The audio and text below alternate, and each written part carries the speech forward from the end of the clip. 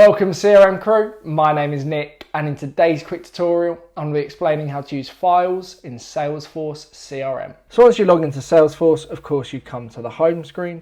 Now in order to use files, what we need to do is head over to our files tab up the top here. So using our list up the top, just go to our files, and as you can see we are on our files page.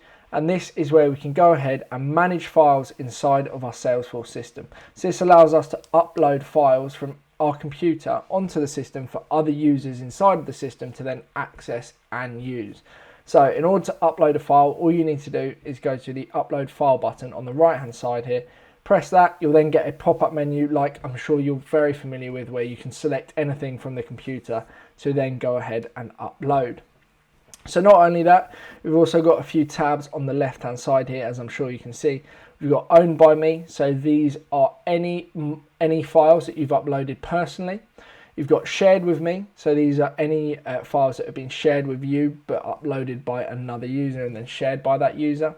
We've got recent, we've then also got following, so if you're following any particular files. And then finally we've got library, and this is essentially where you can kind of sort out and manage your files inside of your Salesforce system, so it's not in all one place and it's not a massive clutter. So you've got asset library here, and you can go ahead and create a new library on the right hand side here. And a library is essentially a folder, however they've not called it a folder, so I'm just going to call this test and then just press the save button.